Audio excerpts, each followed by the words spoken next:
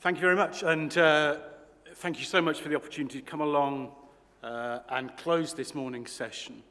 I think it's appropriate. Investors and People has been so aligned to the whole skills and training agenda for the last 25 years, and we've been through a momentous change this year, and this is a good opportunity to share a little bit about why that is, almost as a taster for the seminar session that we're running in the third block this afternoon. I think Investors and People is deeply bound into skills and training.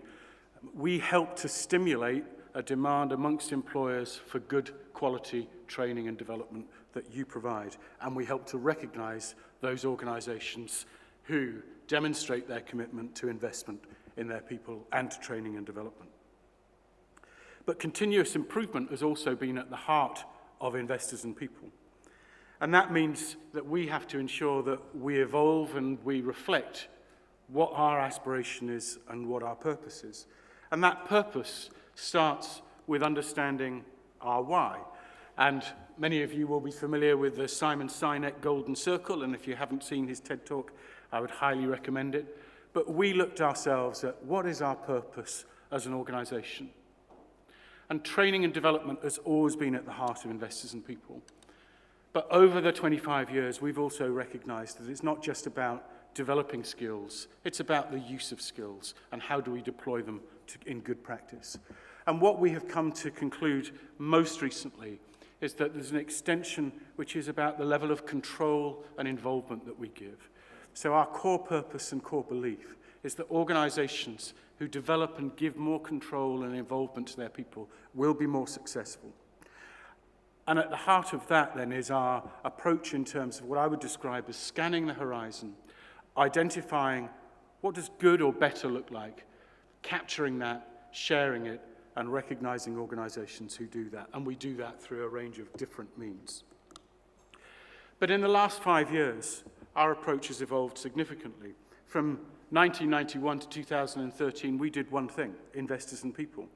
But as a result of understanding what our purpose was, which was about helping organisations to achieve their objectives, we increasingly began to do a range of other more diverse activities, a lot of which came from working in partnerships or in response to people who came to us to say, can you help us with a particular issue? So we moved into looking at health and well-being. Investors in Young People, a programme developed specifically for Scotland and for which the Minister announced another raft of funding to support small organisations to be involved with Investors in Young People last week. We've done work in terms of looking at the impact of and the implication of how we create innovative and inclusive organisations. We have a very strong partnership with Skills Development Scotland to deliver the Skills for Growth programme for employers. And we've been working more recently on looking at the development of board members. How do boards recruit, develop, and succession plan? And finally, and one of the things that we're most excited about, we've been approached and have become the exclusive partner for a concept called intent-based leadership designed by an American, David Marquet, and we're now rolling that out across the UK. So as we've diversified, so our challenge has become greater. Underpinning all of that is this belief that we can help organisations to implement more progressive work practice. But as we diversified, then our brand of Investors and People Scotland no longer necessarily reflected exactly what we did. So we needed to find a new brand and a new home for Investors and People in Scotland. And with a brand like Investors and People, that's quite a step. We're taking something which has been very well established and saying we want to find a new home for it, a new way of delivering it, keeping the IIP brand, but with a headline and overall umbrella brand. But we did that because we had confidence in what we were doing, confidence in our ability to be able to develop new products, to work in partnership, confidence in our team of specialists, our 40 people who we work with, confidence in our experience, and confidence that it was right that an organisation based in Scotland was the one that developed new solutions and new approaches reflecting good practice for Scotland.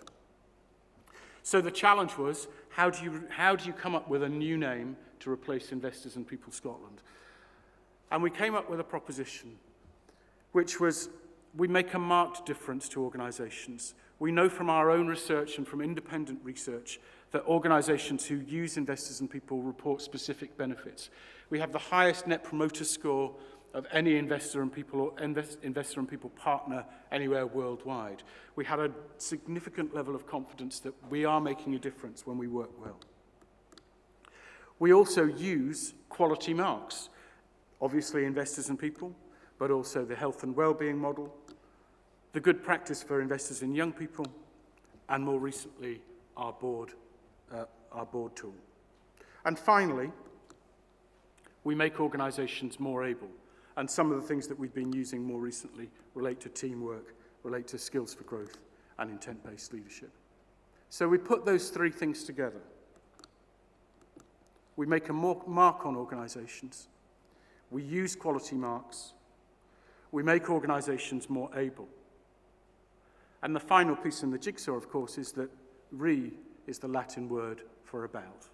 So this is what we're about, and this is why we've created a new brand of Remarkable, the new home for investors and people, the new home for investors and young people, and the opportunity to deliver and expand a range of services, not only in Scotland, but in the rest of the UK. The name is punchy, it's aspirational, it's about who we want to work with and who we want to be.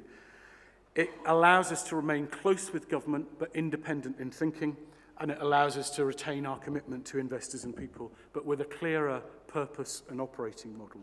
And being remarkable means that we can reflect the best of Scotland, reflect and build on that innovative reputation that we've got, not just historically, but through some of the organisations that we work with now on a day-to-day basis, who we believe are remarkable, who inspire us and who inspire other organisations.